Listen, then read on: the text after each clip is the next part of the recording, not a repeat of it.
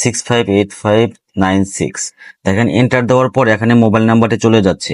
আমরা যদি আরো একটা মোবাইল নাম্বার লিখি 01714584585, দেখেন এখান থেকেও জিরোটি চলে যাচ্ছে। সেক্ষেত্রে আপনারা যেটা করবেন, এখানে আপনারা পুরা কলামটি সিলেক্ট করে রাইট বাটন ক্লিক করে এখানে যাবেন ফরম্যাট সেলে। ফরম্যাট সেলে ক্লিক করার পরে এখানে একটি উইন্ডো আসবে, সেখান থেকে আপনারা এখানে টেক্সট সিলেক্ট করে তারপরে আপনারা ওকে বাটনে প্রেস করবেন।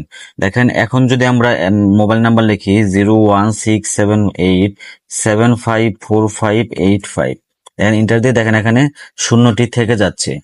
এইভাবে আপনারা করতে পারেন, অথবা আপনারা পুরা কলামটি সিলেক্ট না করেও যদি শুধুমাত্র যে মোবাইল নাম্বারগুলো আপনারা ব্যবহার করতে চাচ্ছেন সেই নাম্বারগুলো আপনারা সিলেক্ট করে এরপরে রাইট বাটন ক্লিক করেও আপনারা সেই ফরম্যাট সেলে গিয়ে একইভাবে টেক্সট সিলেক্ট করে ওকে বাটনে প্রেস করলেও আপনাদের এই সমস্যা থেকে আপনারা সমাধান পেতে পারেন।